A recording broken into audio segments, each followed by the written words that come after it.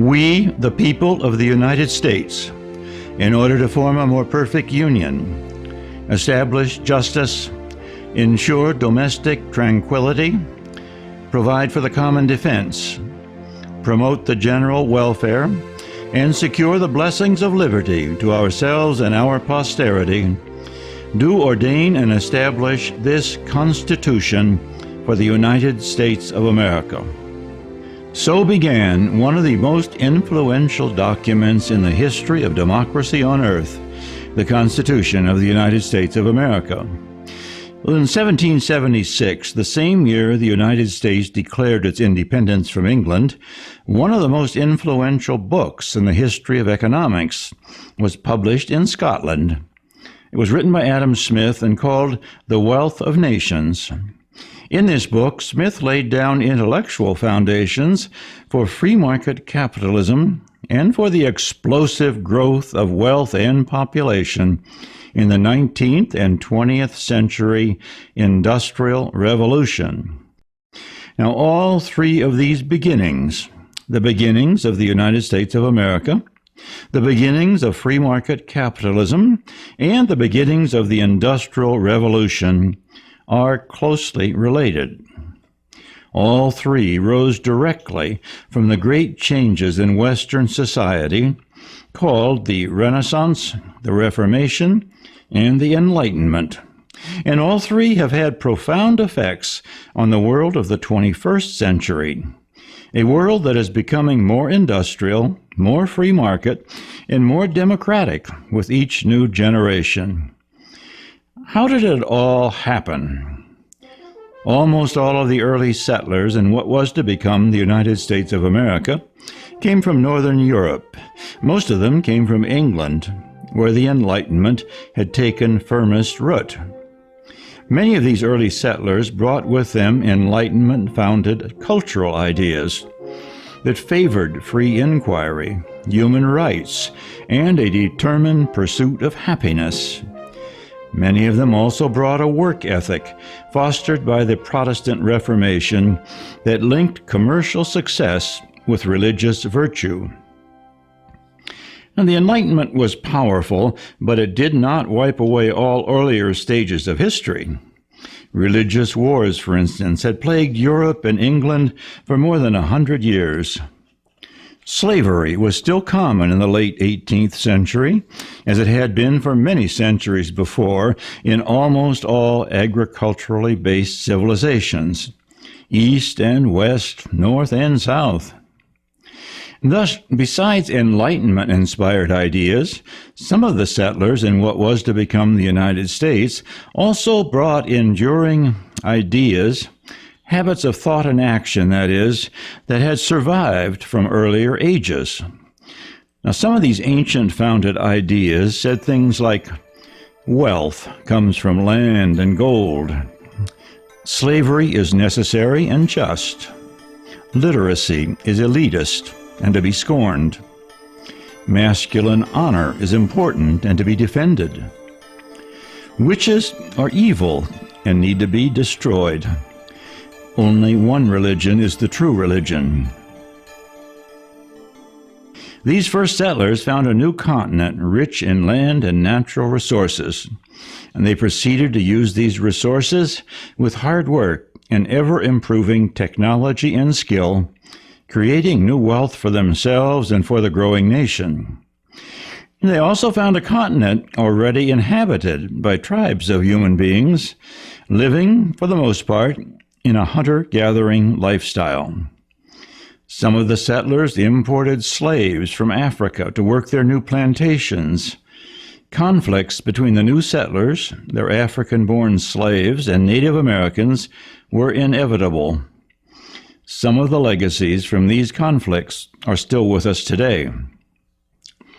America's founding fathers brokered many compromises along the way, but in the end, they put together a remarkable document, the Constitution of the United States of America. Along with its first 10 amendments, the Bill of Rights, this document spelled out for the first time in human history the rudiments of a genuinely democratic state. Now, the Founding Fathers preferred the name republic to democracy. Democracy to them implied, as it had to philosophers in ancient Athens who first coined the word, the chaos of mob rule. Well, for the first time in world history, the dreams of the Enlightenment were made reality in one small corner of planet Earth. Thomas Jefferson, Alexander Hamilton, Benjamin Franklin, and George Washington were inspired in their thinking by Enlightenment philosophers like Thomas Hobbes, Baron de Montesquieu, David Hume, and especially by the Englishman John Locke. Following their lead, the Constitution firmly rejected ideas of a divine right to rule. It just as firmly established the principle that citizens were all created equal under the law. Rulers were to serve at the pleasure of the people they served. Who ruled was to be decided by election, and rulers had to take care not to step on the inalienable rights of the people they ruled. Among these rights were a free press, freedom of assembly, free speech, trial by jury, ownership of private property, and freedom of religion. Now, when it came to religion, the U.S. Constitution went further than European states of the Enlightenment in later days. Most of these states, including England, had an established church, either Catholic or Protestant. The American Constitution called for a separation of church and state so that there would be complete religious freedom, but there would not be theologically based law, clerical rule, or religious wars. Groundbreaking as it was in worldwide democratic evolution, the Constitution compromised its own principles in order to keep slaveholding southern states in the new Union and to protect the new republic from the possibility of what they saw as democratic chaos. It did not outlaw slavery. It even allowed the importation of more slaves until 1808. The Constitution counted a slave as just 3/5 of a human being when it came to taking the census, which was needed for elections to Congress. And in those elections, slaves would not have a vote, nor would Native Americans, nor would women, nor in many of the states would citizens who did not own property. To further protect against the feared mob rule of democracy, the Constitution spelled out a series of checks and balances. Governmental power would be divided into legislative, judicial, and executive branches. Included as an important part of the legislative branch would be a Senate representing states, not voters at large. And the chief executive, the president, would be elected not by popular vote, but by a complicated electoral college system. In time, most of the most serious flaws were remedied, but it took a long time. It took a devastating civil war in the middle of the 19th century to abolish slavery. Women did not get the right to vote until the early 20th century. The descendants of slaves, African Americans, did not get full civil rights until the late 20th century, and finding ways to assure equal rights and opportunities for all citizens in the American democracy is still an ongoing struggle as the 21st century proceeds. In 1776, the United States was a country in transition. For the most part, it was populated by small farmers in both northern and southern states. In southern states, larger plantation farms were worked by slaves.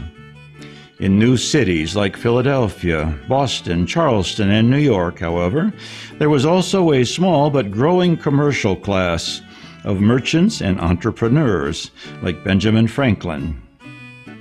For the most part, the small farmers were self-sufficient. They grew their own crops, raised their own animals. They cut their own trees for lumber to build their own houses, to heat them, and to cook their food. Since there were no banks in the colonies, money was scarce. Exchange of goods was often by barter. All material goods they could not make for themselves, pots and pans, plows, candles, carriages, guns, nails, printing presses, paper, were made by local artisans or cottage industries, or more likely were imported from abroad, usually from England. These imports, including imports of slaves from Africa, were paid for by exporting tobacco, cotton, lumber, and other basic raw materials. This commerce, both domestic and foreign, was expedited by letters of credit and other new financial tools that would later evolve into the modern banking system. For settlers of North America, unlike the Spanish explorers and settlers in Central and South America, there was no gold or silver to be found or stolen from native inhabitants. A big difference in the New World of North America, however, was the sudden abundance of land that was not privately owned or intensively cultivated. Native Americans, of course, occupied and owned this land in a tribal, corporate way. But being for the most part hunter-gatherers, there was no individual private ownership and only very limited agricultural cultivation. There were exceptions. In New England and in the southwestern part of what would later become the United States, Native Americans did have some agriculture and indeed taught the colonists useful lessons on growing corn and other New World vegetables. By and large, though, the land in North America was very sparsely occupied by agriculturally based standards. For instance, when the world of Europe, the Middle East, and much of Asia changed from hunter-gathering bands to agriculturally based civilizations a few thousand years before, the population supported on the same land increased from 2 or 3 million to 200 to 300 million people. Well, there never was a census, but historians today estimate that the entire North American continent had a population of somewhere between 2 and 8 million Native Americans when the European settlers arrived. By taking over most of the land that was occupied by the Native Americans and converting much of it to cropland and pasture, the same acreage would support many times the population a hunter-gathering society could support. And that, of course, is what the colonists did, sometimes by treaty and sometimes by force. At the time the Constitution was written, the early vision of Thomas Jefferson, along with many of his followers, was for a new nation that would forever be a republic built on an independent small farmer base. Other founding fathers, led by Alexander Hamilton, the nation's first Treasury Secretary and the founder of the first national bank, saw the future of the nation being built on the growing industrial, business, and commercial life in the cities. Hamilton turned out to be closer to the mark because when the U.S. Constitution went into effect, 2 other worldwide revolutions were fast brewing. One was the Industrial Revolution, and the other was the dramatic growth of free market capitalism. Both of these revolutions had their early beginnings in England and Northern Europe in the middle and final decades of the 18th century. In the Midlands of England, newly invented machinery to spin thread and weave cloth rapidly made England the center of a worldwide textile industry. In nearby Coalbrookdale, iron makers were learning how to make iron in stronger, larger batches using coke instead of wood or coal as the energy source. With this new iron, they built the first iron bridge in the world. Using this new iron, an engineer, James Watt, perfected the world's first practical steam engine that would soon power factories, steamships, and railroads all over the world. Well, as the Industrial Revolution picked up steam in England and a little later in Germany and the United States, eventually in just about every country in the world, it linked together with free market capitalism to bring whole new ways of thinking about progress and about wealth. These new ways of thought and action changed forever all of the agriculturally based societies on Earth. For instance, what is wealth? In agriculturally based civilizations, wealth was based for the most part on land and the muscle power of animals and of human laborers, usually peasants, serfs, or slaves. Money was gold or silver. Wealth was limited to the available supply of land, animals, and agricultural laborers, and of gold and silver. Any gain in wealth to one person, family, clan, or kingdom was offset by a loss of wealth to some other person, family, clan, or kingdom. In other words, it was a zero-sum game.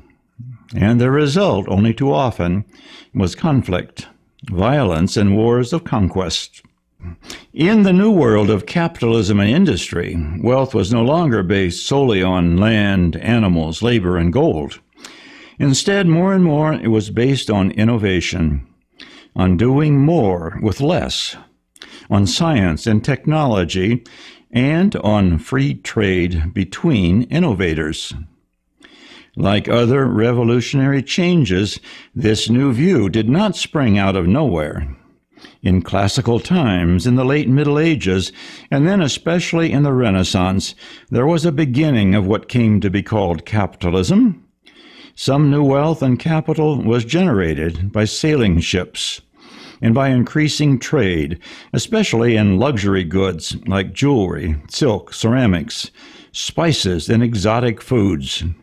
And in the heady days of worldwide exploration in the 15th and 16th centuries, wealth in Western European countries increased substantially. In the Industrial Revolution of the 18th and 19th centuries, however, there was an explosion of new wealth that dwarfed all that had gone before. And just as important, there began to take root a whole new way of thinking about wealth. You still needed land and labor. You still needed a way to measure value. That measure was still money, but the money was based now on potentially unlimited trust, rather than on a finite supply of gold or silver. And the real trick was not how many natural resources, or how much land, or labor, or money you owned, but how imaginatively and how efficiently you used natural resources, land, labor, and money to produce old and new kinds of needed goods and services. With the progress of science, technology, finance, and business management in the 19th and 20th centuries, the same physical resources now produced hundreds of times as much wealth as it had before, and the same human labor produced thousands of times as much wealth as it had ever done before. Before the Industrial Revolution, for instance, the primary source of energy for civilizations was muscle power, human and animal. This muscle power was supplemented with small amounts of wind and water power. As the Industrial Revolution advanced, however, science and technology discovered whole new sources of energy in coal, oil, and gas, and later in nuclear fission, that would multiply by thousands and then by millions of times the amount of work that human labor could accomplish. An early steam engine, for instance, could do the work of hundreds of horses, windmills, or water mills, and it could do the work much faster. A modern power plant or jet engine can do the work of millions of horses or windmills in a fraction of the time. And people could use that vastly expanded power for millions of new jobs that had never existed before. Well, the Industrial Revolution did more than increase dramatically the amount of energy and power human beings could command. Within the next 200 years, a relatively short time span as human history is concerned, inquiry and innovation, as well as worldwide trade and finance, multiplied the number and the quality of new products almost beyond counting. Industrialists like Andrew Carnegie, John D. Rockefeller, and Henry Ford, along with bankers and financial managers like J.P. Morgan, joined forces with scientists like Thomas Edison and Alexander Graham Bell to create giant new industries in steel, oil, transportation, and communication. Chemists like Louis Pasteur, biologists like Robert Koch, and physicians like Ignaz Semmelweis made giant strides in understanding and controlling human diseases and in promoting health. Well, the enduring ideas that power political evolution are often in conflict and rarely develop in easy-to-follow straight lines. The new surge in industrial progress, for instance, was not always free market in ways that Adam Smith had theorized, nor was it always progressive in the ways of freedom and democracy that John Locke and Thomas Jefferson had envisioned. In the early 19th century, for instance, the free market included slavery. Southern states of the United States used the products of slave labor, cotton and tobacco, as key exports. The capital wealth generated from these exports supported not only the growth of wealth in the South, but also in the northern states, as well as in England and other European countries that consumed the cotton and tobacco, and in turn exported textiles and machinery back to North America. In the United States, as well as in England and other Western countries, governments often compromised the freedom of markets by awarding large subsidies to certain favored industries. They used the power of taxation, especially the tariff, to favor certain industries or companies. Governments also used their power to directly regulate industries in order to protect the public from fraud, to break up monopolies, to prevent the sale of dangerous foods and drugs, and to ensure environmental safety. And finally, especially in the 20th century, many of the democratic governments in Europe, as well as in America, passed extensive welfare legislation to help smooth out the inequalities of wealth that came with free market capitalism. For yes, wealth in a free market capitalist economy is not distributed equally. Sometimes, as in agriculturally based societies, it can even be produced using slave labor. In a free market capitalist society, however, the total amount of wealth is much greater and is increasing, and has been for at least 200 years. One important result is that the old zero-sum game no longer applies. An increase in wealth to one does not necessarily mean a loss to another. There may be, and there are, disputes, often bitter ones, about how it is produced and how fairly it is distributed, but over the long run, wealth does increase for almost all citizens. Just consider some numbers. Population more than doubled from 1760 to 1900, adding more intelligence to Earth than had existed in all previous ages combined. And then from 1900 to 2000, it multiplied again, this time reaching a world population of over 6 billion people. Food supply, though, multiplied even faster, as did energy supply, transportation supply, both in speed and comfort, as well as the supply of just about all other material goods, from furniture and homes to clothing and computers. Not only have all of these goods and power sources increased in quantity, they have also gained in quality. and in many cases, new kinds of goods and services, luxuries even the richest king could not have imagined 100 years before, have become widely and cheaply available for the average citizen. And the result? Despite continued wars, epidemics, and famines, the average person in Europe and North America saw life expectancy jump from just over 30 years in 1700 to over 45 years in 1900 and to over 75 years in 2000. In production, the average worker in 1700 could produce about $250 worth of goods a year. By 1900, that figure had leaped to $2,500, and by the turn of the century, 2000, the figure had leaped to over $15,000. The American poet Walt Whitman may have been speaking for the average citizen of this new world when he wrote, "Oh God, if I am to have so much, let me have more." This revolutionary change in human history did not happen without strain, conflict, and violence. Back in the 18th century, the workers in cottage industries in England did not like the new textile factories that were taking away their livelihoods.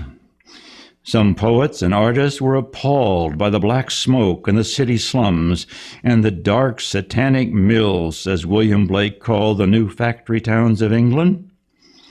Some, who called themselves Luddites, took it into their own hands to destroy the machines they felt were taking away their livelihood and enslaving them.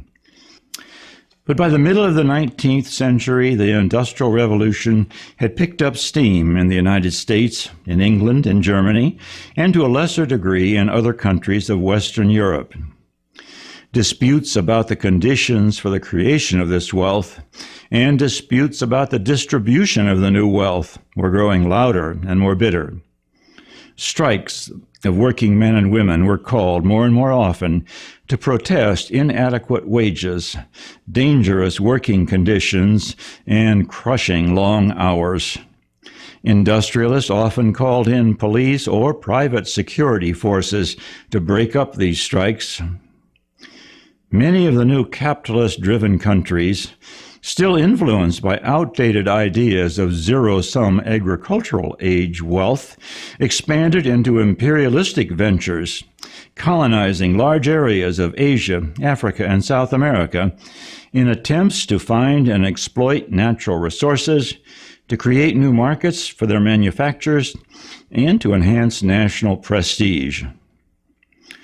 Throughout the 19th century, the United States, Canada, England, and a few small countries of Western Europe were alone in the world in having relatively free, if seriously flawed, democratic societies. All of the rest of the countries and regions of Europe, Asia, Africa, and South America were still living in an age where kings, emperors, czars, or colonial rulers were in power. With a changeover from an authoritarian agricultural age to a democratic industrial age came to a critical breaking point in the American Civil War. This was the first of modern wars that drafted ordinary citizens to do the fighting. It was a war between northern and southern states that lasted 4 long years and cost over 500,000 lives. The North, the more industrialized and democratic of the United States, fought to preserve that union and to abolish slavery. The South, still primarily agricultural, fought to preserve its way of life, which included slavery at its economic foundation. President Abraham Lincoln, in his address at Gettysburg, one of the bloodiest of the battlefields in that war, summed up the cause of freedom in November of 1863. 77 years ago, our fathers brought forth on this continent a new nation, conceived in liberty, and dedicated to the proposition that all men are created equal. Now we are engaged in a great civil war, testing whether that nation or any nation so conceived and so dedicated can long endure. Lincoln concluded his short but never to be forgotten speech. It is rather for us to be here dedicated to the great task remaining before us, that from these honored dead we take increased devotion to that cause for which they gave the last full measure of devotion, that we highly resolve that these dead shall not have died in vain, that this nation, under God, shall have a new birth of freedom, and that government of the people, by the people, for the people, shall not perish from the earth. And it did not. The trials and the triumphs of that democratic way in the 19th and the 20th centuries are stories yet to come in the final three parts of Democracy in World History.